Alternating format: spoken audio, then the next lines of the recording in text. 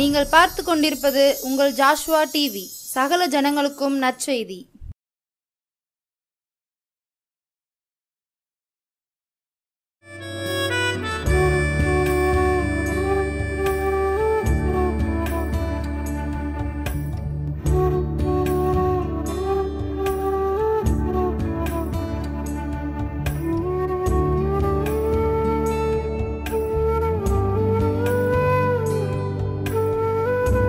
தகப்பனே, இந்த வேலைக்காக உமக்கு நன்றி செலுத்துகிறேன். இசப்பா ஆண்டவரே, இந்நாள் வரை எங்களை நடத்தி வந்த கிருபைகளுக்காக உமக்கு ஸ்தோத்திரம் ஆண்டவரே. அப்பா, அந்த நாளிலும் ஆண்டவரே நீர் எங்களோடு கூட பேசும்படியாய் கூட செபிக்கிறோம்.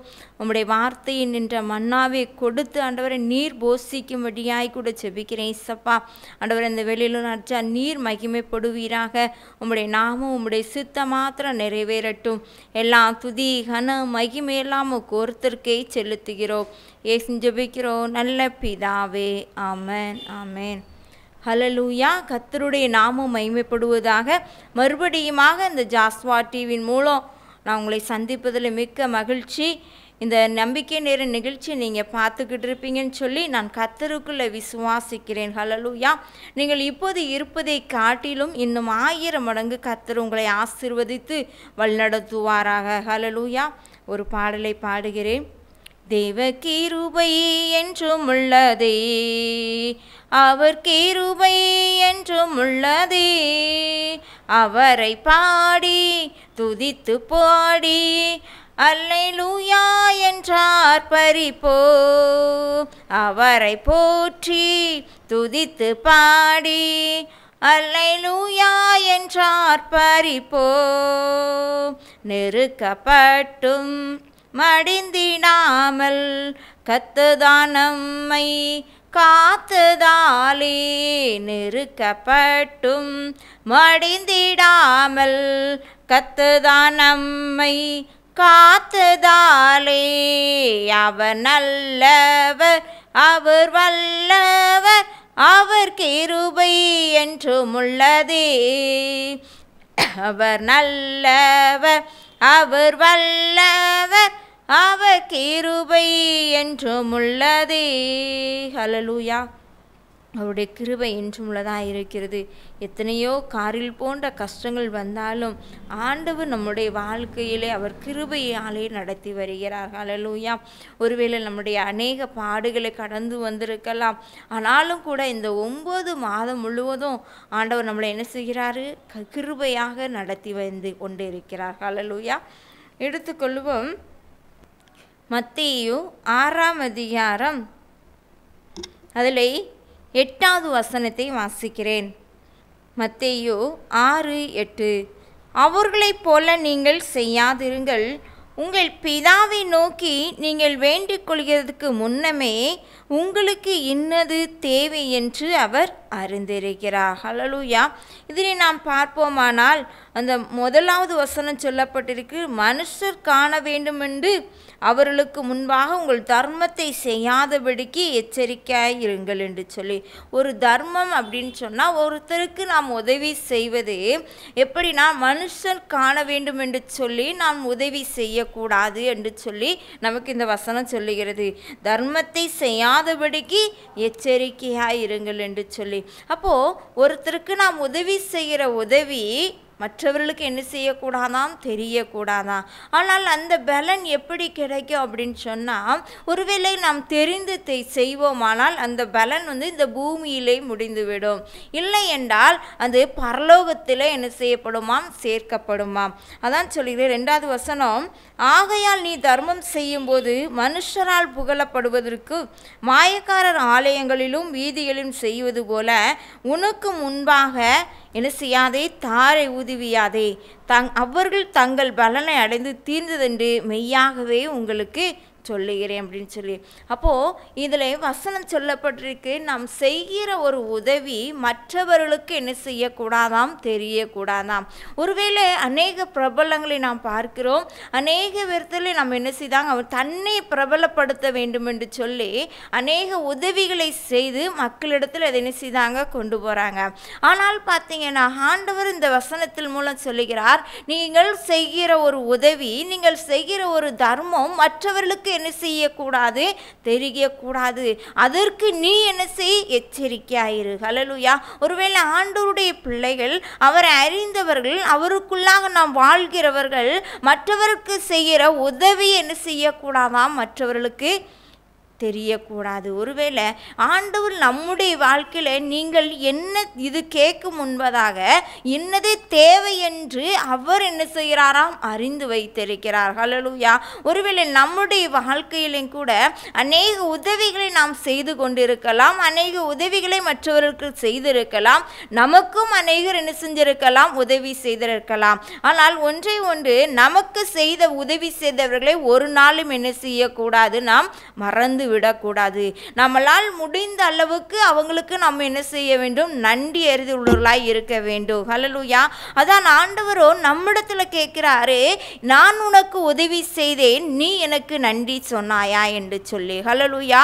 அவர் செய்கிற உதவிகளையும் அவர் செய்கிற நன்மைகளை நினைத்து அவருக்கு நாம் என்ன செய்ய வேண்டும், நன்றி சொல்ல வேண்டும். ஹல்லேலூயா. ஒருவேளை இந்த 9 மாதத்தையும் ஆண்டவர் நம்மளுக்கு என்ன செய்கிறாராம், கிருபையாய் நடத்தி வந்து கொண்டிருக்கிறார். ஹல்லேலூயா. ஒருவேளை இந்த 27ஆம் தேதி வரை ஆண்டவர் நமக்கு என்ன செய்கிறாரு, அவருடைய கிருபையினாலும் அவருடைய இரக்கத்தினாலும் அவர் நம்மளை நடத்தி வந்து கொண்டிருக்கிறார். ஹல்லேலூயா. ஒருவேளை நம் ஜீவனை பார்க்கில உம்முடைய கிருபை நல்லது என்று சொல்லி தாவீது சொன்னது போல நம்முடைய ஜீவனை அவர் என்ன செய்கிறார், பாதுகாத்து வந்து கொண்டிருக்கிறார். அவருடைய கிருபையாலே வழிநடத்தி வந்து கொண்டிருக்கிறார். ஹல்லேலூயா. அப்போ அவருக்கு நாம் என்ன செய்ய வேண்டும், நன்றி செலுத்த வேண்டும். ஒருவேளை இந்த உலகத்தில் அநேக மனிதர்கள் நமக்கு நன்மை செய்திருக்கலாம், உதவி செய்திருக்கலாம், அவர்களுக்கும் நம்மால் என்ன செய்ய முடியும், நன்றி அறிந்துள்ளவர்களாய் இருக்க வேண்டும். ஹல்லேலூயா. ஒருவர் செய்த உதவியை என்றைக்கும் நம்ம என்ன செய்யக்கூடாது, மறந்து விடக்கூடாது. ஹல்லேலூயா. ஆனால் நாம் செய்கிற உதவி மற்றவர்களுக்கு என்ன செய்யக்கூடாது, தெரியக்கூடாது. ஆனால் ஆண்டவர் நம்முடைய வாழ்க்கையிலே அவர் நன்மை செய்கிறவராய் இருக்கிறார். ஹல்லேலூயா. அவரும் இந்த உலகத்திலே வந்த பொழுது அநேகருக்கு சுவிசேஷத்தை அறிவித்தார், அநேகருக்கு என்ன செஞ்சார், அற்புதங்களை செய்தார், அதிசயங்களை செய்தார். ஆனால் தன்னால் முடிந்த அளவுக்கு அவரால் பெற்ற நன்மைகள் 1000. ஹல்லேலூயா. அநேக பேருக்கு அவர் உதவி செய்தார். ஹல்லேலூயா. உதவி செய்கிறவராய் இந்த உலகத்திலே அவர் வந்தார். ஹல்லேலூயா. அவர் இன்றும் நமக்கு உதவி செய்கிறவராய் இருக்கிறார். தான் சங்கீதம் 121 நாம் பார்க்கிறோம், எனக்கு ஒத்தாசை வரும் பர்வதங்களுக்கு நேராக என் கண்களை ஏறெடுக்கிறேன் என்று சொல்லி அவரை நோக்கி நாம் பார்க்கும் பொழுது அவர் நமக்கு உதவி செய்கிறவராய் இருக்கிறார். ஹல்லேலூயா. அப்போ ஆண்டவரிடத்தில் பெற்ற நன்மையை நாம் என்ன செய்ய வேண்டும், நினைத்து அவருக்கு நன்றி செலுத்த வேண்டும். நம்மால் முடிந்த அளவுக்கு மற்றவர்களுக்கும் நாம் என்ன செய்ய வேண்டும், உதவி செய்கிறவர்களாய் வாழ வேண்டும். ஹல்லேலூயா. அதான் சொல்லப்பட்டிருக்கிறது 3வது வசனம், நீயோ தர்மம் செய்யும்போது உன் தர்மம் அந்தகாரமாய் இருப்பதற்கு உன் வலதுகை செய்கிறதை உன் இடதுகை அறியாதிருக்க கடவுது. உன் வலதுகை செய்ததை உன் இடதுகை கூட என்ன செய்யக்கூடாதாம், அறியக்கூடாது அப்படின்னு சொல்லி சொல்லப்பட்டிருக்கு. ஹல்லேலூயா. ஆனால் இதற்கு என்ன பல அப்படின்னு சொல்லி நம்ம பார்ப்போமானால் அதில் 4வது வசனம் சொல்லிருக்கு, அப்பொழுது அந்தகாரத்தில் பார்க்கிற உன் பிதா தாமே உனக்கு வெளியரங்கமாய் பலனளிப்பார். ஹல்லேலூயா. அந்தரத்தில் நீ செய்கிற உதவி, நீ செய்கிற நன்மை அந்தரங்கத்தில் நீ செய்யும் பொழுது அதனுடைய பலனை அவர் என்ன செய்வாராம், வெளியரங்கமாய் அதற்கேற்ற பலனை கொடுப்பேன் என்று சொல்லுகிறார். ஹல்லேலூயா. அப்போ நாம் செய்கிற உதவி ஆண்டவருக்கு பிரியமானதாய் காணப்பட வேண்டும். நாம் செய்கிற ஒரு நன்மை ஆண்டவருக்கு பிரியமானதாய் காணப்பட வேண்டும். ஆனால் அதற்குரிய பலனை ஆண்டவர் நமக்கு என்ன செய்வாராம், தர வல்லவராய் இருக்கிறார். ஹல்லேலூயா. ஒருவேளை பார்த்தீங்கன்னா அந்த 2 விதவியினுடைய வாழ்க்கையில பார்த்தீங்கன்னா அநேக பேர் அந்த ஆலயத்தில் வரும் பொழுது அநேக காசுகளை என்ன செஞ்சாங்க, போட்டாங்க. ஆனால் அந்த விதவை தாயோ தன்னிடத்தில் இருந்தவையே, தன்னிடத்தில் ஒன்று இல்லை, ஆனால் அந்த காசை என்ன செஞ்சாங்க, உண்டியல்ல போட்டாங்க. அதை யார் பார்த்து கொண்டிருந்தார், ஆண்டவர் பார்த்து கொண்டிருந்தார். இவங்க செய்கிற உதவியெல்லாம் இல்லை, இவங்க போட்ட காணிக்கை எல்லாம் அல்ல, இவளோ தன்னிடத்தில் உள்ளவைகளில் என்ன செஞ்சால் போட்டா என்று சொல்லி. அவங்ககிட்ட இருந்தது அவ்வளவுதான் இருந்திருக்கும். ஆனால் ஆண்டவர் என்ன செய்கிறார்? பார்த்து கொண்டே இருக்கிறார். ஹல்லேலூயா. ஒருவேளை என்னுடைய வாழ்க்கையிலையும் பார்த்தீங்கன்னா, ஒரு இடத்துல நான் என்ன செஞ்சேன், ஒரு மீட்டிங்கு போகும்போது என்னிடத்துல 5 ரூபா கூட என்ன செய்யலை இல்லை. நான் அப்போ அந்த இடத்துல ரொம்ப வேதனையாக வந்தேன். நான் எப்படி இதில் ஒரு காணிக்கை கூட நான் என்ன செய்ய முடியல, என்னால் போட முடியல ஏசப்பா. ஆனால் நான் திரும்பி என்னைக்காவது வரும்பொழுது என்னால் முடிந்த அளவு போடணும் ஆண்டவரே, நீர் அப்படியா என்னை ஆசீர்வதிக்க வேண்டும் என்று சொல்லி அந்த இடத்தை விட்டு நான் ஜெபித்து விட்டு கடந்து வந்தேன். ஆனால் பார்த்தீங்கன்னா, அந்த இடத்த வந்து நான் வரும்பொழுது என்கிட்ட இருந்தது ஒரு 5 ரூபா தான். அதே போல் நான் என்ன செய்யணும், அந்த இடத்துல இருந்து நான் ஊருக்கு வரணும். ஆனால் என்கிட்ட காசு இல்லை. அப்போ பார்த்தீங்கன்னா, அந்த இடத்துல ஆண்டவர் ஒரு உதவி செய்கிற வல்லவராக இருக்கிறாரு. ஒரு நபரை, எங்கள் ஊரை சேர்ந்த ஒரு நபர் என்ன செஞ்சாங்க, அந்த ஒரு அம்மா அந்த இடத்துக்கு வந்தாங்க, ஆட்டோ பிடிச்சி வந்தாங்க. அவங்க சொன்னாங்க, நான் ஊருக்கு தான் போகிறேம்மா, நீ வாரியான்னு கேட்டாங்க. உடனே நானும் என்ன செஞ்சேன், அந்த இடத்துலேருந்து கடந்து அவங்க கூட ஆட்டோவில் வந்தேன். ஹல்லேலூயா. ஒருவேளை என்கிட்ட இருந்ததை ஆண்டவர் அறிந்து வச்சிருக்கார். ஒருவேளை நான் என்ன செய்யலை, என் திறமையே அல்ல, என் பலனே அல்ல, ஆண்டவருடைய கிருபை. ஹல்லேலூயா. அனாதி தீர்மானத்தினால அந்த இடத்துல அந்த அம்மா மூலம் எனக்கு அந்த இடத்துல என்ன செஞ்சார், ஆண்டவர் உதவி செய்தார். ஹல்லேலூயா. ஒருவேளை இன்றைக்கு அவரை நினைத்து நான் என்ன செய்கிறேன், நன்றி சொல்ல விரும்புகிறேன். ஹல்லேலூயா. அவர் செய்த நன்மை 1000 அந்த இடத்துல இருந்து நான் கடந்து வரும் பொழுது எனக்கு அழுகையாக இருந்தது. ஆண்டவர் என்னை இவ்வளவாய் நடத்தி வருகிறாரே என்று சொல்லி ஆண்டவருக்கு நன்றி சொல்லிக்கொண்டே வந்தேன். ஹல்லேலூயா. ஒருவேளை 5 ரூபா கூட இல்லாத இடத்துல இருந்து ஆண்டவர் இன்றைக்கு கூட ஒரு காணிக்கை கொடுப்பதற்கு எனக்கு உதவி செய்தார். ஹல்லேலூயா. ஒருவேளை பார்த்தீங்கன்னா, ஆண்டவரிடத்தில் பெற்ற நன்மையை நாம் நினைத்து ஆண்டவருக்கு என்ன செய்ய வேண்டும், நன்றி செலுத்த வேண்டும். ஹல்லேலூயா. ஒருவேளை நம்முடைய வாழ்க்கையில் இன்னைக்கு இப்படிப்பட்ட ஒரு சூழ்நிலையில் கூட நீங்கள் இருக்கலாம். ஆண்டவர் எனக்கு உதவி செய்த தேவன் உங்களுக்கும் உதவி செய்வார். ஹல்லேலூயா. அதற்கேற்ற பலனை நமக்கு ஆண்டவர் கொடுப்பார். ஹல்லேலூயா. நீங்கள் நினைக்கலாம், என்கிட்ட இவ்வளவுதான் இருக்குது, இதன் மூலம் நான் எப்படி உதவி செய்ய முடியும், இதன் மூலம் ஆண்டவருக்கு எப்படி நான் காணிக்கை கொடுக்க முடியும் என்று சொல்லி கூட நீங்கள் அங்கலாய்த்து கொண்டிருக்கலாம். இதனால் எனக்கு என்ன பலன் கிடைக்க போகுது என்று சொல்லி கூட நீங்கள் நினைத்து கொண்டிருக்கலாம். ஒன்றே ஒன்று, ஆண்டவருடைய சமூகத்திலே முழுவதுமாய் நம்மளை ஒப்பு கொடுக்க வேண்டும். அவருடைய சமூகத்தில் எல்லாவற்றையும் நீரே பார்த்து கொள்ளும் என்று சொல்லி அவருடைய சித்தத்திற்குள்ளாக நான் ஒப்பு கொடுக்கும் பொழுது அவர் உதவி செய்கிறவராயிருக்கிறார். ஹல்லேலூயா. நாம் அவர் செய்கிற உதவியின் மூலமாக நாமும் மற்றவர்களுக்கு என்ன செய்ய வேண்டும், உதவி செய்ய வேண்டும். அதற்கேற்ற பலனை ஆண்டவர் நம்மளுக்கு தர வல்லவராயிருக்கிறார். ஹல்லேலூயா. அந்த இடத்தை கடந்து வரும் பொழுது நான் நினைத்து பார்க்க முடியாத அளவுக்கு ஆண்டவர் இன்றைக்கு எங்களை உயர்த்தி வைத்திருக்கிறார். ஒருவேளை மனிதர்கள் நினைக்கலாம், இவளுடைய வாழ்க்கை முடிந்தது என்று சொல்லி கூட, ஆனால் உங்களையும் என்னையும் படைத்த தேவன் ஒரு நாளும் நம்மளை கைவிடாத தேவனாயிருக்கிறார். ஹல்லேலூயா. அதான் சொல்லுகிறார், நான் இருக்கிறவராகவே இருக்கிறேன் என்று சொல்லி, அல்வாவும் ஒமேகாவும் நானே என்று சொல்லி. ஹல்லேலூயா. ஒருவேளை இன்றைக்கு நீங்கள் அந்த சூழ்நிலையில் கடந்து வந்திருக்கலாம். நான் ஒன்றே ஒன்று, ஆண்டவருடைய பாதத்திலே நாம் ஒப்பு கொடுக்க வேண்டும். அவரிடத்திலே நம்மளை முழுவதுமாய் தாழ்த்தும் பொழுது அவர் நிச்சயமாகவே நமக்கு உதவி செய்கிற தேவனாயிருக்கிறார். புழுதியில் இருக்கிறவரை அவர் என்ன செய்வாராம், கோபுரத்திலே தூக்கி வைக்கிற தேவன். ராஜாக்கள் மத்தியிலையும் பிரபுக்களை மத்தியிலும் அமர பண்ணுகிறவராயிருக்கிறார். ஹல்லேலூயா. ஒரு சிறியவனை, ஒரு எளியவனை குப்பையிலிருந்து அவர் உயர்த்த வல்லவராயிருக்கிறார். ஹல்லேலூயா.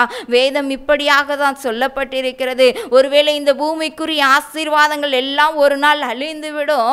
அழியாத அந்த நித்திய ராஜ்யத்தை பெற்றுக்கொள்வதற்கு ஆண்டவருடைய பாதத்திலே நாம் இருக்கும் பொழுது, நம்மளை நாமே ஒப்பு கொடுக்கும் பொழுது, அவருடைய சமூகத்தை நாம் தேடும் பொழுது அதற்கேற்ற பலனை ஆண்டவர் நமக்கு கொடுக்க வல்லவராய் இருக்கிறார். ஹல்லேலூயா. அப்போ நாம் எது வேண்டிக் கொள்கிறது, நீ சொல்லுதாரு, நீங்கள் வேண்டிக் கொள்கிறதற்கு முன்னமே உங்களுக்கு என்னது தேவை என்று சொல்லி அவர் அறிந்திருக்கிறார். ஹல்லேலூயா. நீங்கள் செய்கிற நன்மை நினைத்து ஆண்டவருக்கு நன்றி சொல்லுங்க. அதே போல அவர் உங்களுக்கு வெளியரங்கமாய் பலனளிக்கிற தேவனாய் இருக்கிறார். ஒருவேளை பார்த்தீங்கன்னா, அதே போல ஒரு ஜபத்தை நமக்கு அந்த இடத்துல கற்றுக் கொடுக்கிறார். நீயோ ஜெபம் பண்ணும்போது உன் அறை வீட்டுக்குள் பிரவேசித்து உன் கதவை பூட்டி அந்தரங்கத்திருக்கிற உன் பிதாவை நோக்கி ஜெபம் பண்ணு. அப்பொழுது அந்தரங்கத்தில் பார்க்கிற உன் பிதா வெளியரங்கமாய் உனக்கு பலன் அளிப்பார். ஹல்லேலூயா. அந்தரங்கத்தில் நாம் ஜெபிக்கிற ஜெபம் மனிதருக்கு தெரியாது, உங்களுக்கும் ஆண்டவருக்கு மாத்திரம்தான் தெரியும். எத்தனையோ கண்ணீர் பாதையில் நீங்கள் வந்து கொண்டு இருக்கலாம். ஆனால் ஆண்டவர் இவ்வளவாய் நம்மளை நடத்தி வந்திருக்கிறதுக்காக அவருக்கு நாம் முதலாவது நன்றி செலுத்த வேண்டும். பின்பதாக அவருடைய சமூகத்தில் நாம் முழுவதுமாக நம் பாரங்களை ஊற்றிவிட வேண்டும். ஒருவேளை மனிதனிடத்தில் நீங்கள் சொல்வீர்களானால் அது 1 10 100 என்ன செய்யும், வெளியே பரவிவிடும். ஆனால் உங்களுக்குள்ளாக இருக்கிற பிரச்சனையாக இருந்தாலும் சரி, குடும்ப பிரச்சனைகளாக இருந்தாலும் சரி, என்ன தேவைகளாக இருந்தாலும் சரி, யாரிடத்திலுமே சொல்ல முடியாத அளவுக்கு உங்களுடைய மனம் விசாரமாக இருந்தாலும், ஆனால் ஒன்று நீங்கள் அந்தரங்கத்திலே நீங்கள் பூட்டி ஜெபிக்கும் பொழுது, கதவை பூட்டி நீங்கள் ஜெபிக்கும் பொழுது அவர் உங்களுக்கு பலன் அளிக்கிறவராய் இருக்கிறார். ஹல்லேலூயா. அதை அவர் என்ன செய்கிறாரா, விரும்புகிறார். உன் பிதாவை நோக்கி நீ என்ன செய், ஜெபம் பண்ணு. ஹல்லேலூயா. நாம் ஜெபம் பண்ணுகிறவராய் காணப்பட வேண்டும். ஒருவேளை நமக்கு மாத்திரம் இல்லைங்க, எத்தனையோ ஜனங்கள் பட்டினியினாலும் பசியினாலும் எத்தனையோ ஜனங்கள் இன்றைக்கும் தவித்து கொண்டிருக்கிறார்கள். ஒருவேளை சாப்பாடு கூட இல்லாத அளவுக்கு எத்தனையோ பிள்ளைகள் மரித்து போயிருக்கிறார்கள். அவர்களுக்காக நாம் ஜெபம் பண்ண வேண்டும். நம்மால் இயன்ற உதவிகளை நாம் என்ன செய்ய வேண்டும், செய்ய வேண்டும். தாய் தகப்பனை இழந்து எத்தனையோ ஜனங்கள் இருக்காங்க, அவங்களுக்கு நாம் ஜெபிக்கிறவளாய் காணப்பட வேண்டும். ஒருவேளை நமக்கு மாத்திரம் இல்லை, ஆண்டவர் பாதத்தில் இருக்கும் பொழுது மற்றவர்களுக்காகவும் நாம் ஜெபிக்கும் பொழுது அவர் நமக்கு என்ன செய்கிறாராம், வெளியரங்கமாய் பலன் அளிக்கிறவராய் இருக்கிறார். ஹல்லேலூயா. உன் பிதா வெளியரங்கமாய் உனக்கு பலன் அளிப்பார். அதே போல் அதுக்கு அடுத்து 7வது வசனம் சொல்லியிருக்கிறது, நீங்கள் ஜெபம் பண்ணும்போது அஞ்ஞானிகளைப் போல வீண் வார்த்தைகளை அலப்பாதீங்கள். அவர்கள் அதிக வசனிப்பினால் தங்கள் ஜெபம் கேட்கப்படும் என்று நினைக்கிறார்கள். ஒருவேளை ஆண்டவருடைய சமூகத்தில் நாம் பார்த்துருக்கும் பொழுது வீண் வார்த்தையினாலே நம்ம என்ன செய்யக்கூடாது, அலுப்பக்கூடாது. ஏன்னா வீண் வார்த்தைகள் தேவனுக்கு பிரியமில்லாதவைகள். நாம் நாவோ அடக்கிறவன் உத்தமன் என்று சொல்லப்பட்டிருக்கு. வீண் வார்த்தையினாலே நம்ம என்ன செய்யக்கூடாதாம், அநேக வார்த்தைகளை சொல்லக்கூடாது. நாம் ஜெபிக்கும் பொழுது அதிக வசனிப்பினால் தங்கள் ஜெபம் கேட்கப்படும் என்று அவர்கள் என்ன செய்கிறாராம், நினைக்கிறார்கள். ஒருவேளை நாம் ஆண்டவருடைய சமூகத்தில் இருக்கும் பொழுது வீண் வார்த்தைகள் பேசாதபடிக்கு நாம் எச்சரிக்கையாய் ஜெபம் பண்ண வேண்டும். ஹல்லேலூயா. அப்பொழுதுதான் நம்முடைய வாழ்க்கையில் அவர் சொல்லுகிறார், அவர்களைப் போல நீங்கள் என்ன செய்யாதீர்கள். ஒருவேளை பார்த்தீங்கன்னா இந்த இடம் முழுவதும் நமக்கு அநேக வசனங்களும் நாம் எப்படி இருக்க வேண்டும், நீங்கள் எப்படி இருந்தால் ஆண்டவர் உங்களுக்கு எப்படி பலன் அளிப்பார் என்று சொல்லப்பட்டிருக்கு. ஒருவேளை நாம் செய்கிற தர்மம் மற்றவர்களுக்கு தெரியாதபடிக்கு நாம் செய்கிற உதவி என்ன செய்யப்படும், அதற்கேற்ற பலனை ஆண்டவருக்கு நமக்கு என்ன செய்கிறாராம், வெளியரங்கமாய் நமக்கு பலன் அளிக்கிறார். அதே போல் நாம் ஜெபிக்கிற ஒரு ஜெபம் என்ன செய்கிறது, அந்தரங்கத்தில் நீங்கள் ஜெபிக்கணும். அந்த இடத்துல நீ ஜெபம் பண்ணும்போது அதை பிதாவானவர் என்ன செய்வாராம், வெளியரங்கமாய் பலன் அளிக்கிறார். மூன்றாவதாக ஆண்டவரிடத்தில் நாம் ஜெபிக்கும் பொழுது வீண் வார்த்தையினாலே வீண் வசனிப்பினாலே நாம் ஜெபிக்காதபடிக்கு உங்களுக்கு என்ன தேவை என்று அவருக்கு தெரியும். அதற்கு முன்பாக நீ ஜெபிக்க வேண்டிய ஜெபம் வீண் வார்த்தைகளால் என்ன செய்யாத, அலுப்பாத. ஒருவேளை அந்த ஜெபத்தை கேட்கிற தேவன் தான் உங்களுக்கு என்ன செய்கிறாராம், அவர்களைப் போல நீங்கள் செய்யாதிருங்கள். உங்கள் பிதாவை நோக்கி நீங்கள் வேண்டிக் கொள்வதற்கு முன்னமே உங்களுக்கு இன்னது தேவை என்று அவர். ஒருத்தங்க நிறைய பேர் சொல்லுவாங்க, ஆண்டவர் என்னுடைய வாழ்க்கையில் என்ன உதவி செய்துட்டார், நான் அதை கேட்டேன் இதை கேட்டேன், எனக்கு எந்த நன்மையும் நடக்கவில்லை என்று சொல்லுவாங்க. ஆனால் நீங்கள் திரும்பி பார்ப்பீர்களானால், நாம் கடந்து வந்த பாதைகளை நாம் திரும்பி பார்ப்போமானால் ஆண்டவர் செய்த நன்மை அநேகமாக இருக்கும். ஏதோ ஒரு விதத்தில் அதற்காக எனக்கு தாரும் என்று சொல்லி நாம் என்ன செய்வோம், ஜெபித்து கொண்டிருக்கலாம். ஒருவேளை அது ஆண்டவருடைய சித்தம் இல்லைன்னா அது என்ன செய்யாது, நடக்கவே நடக்காது.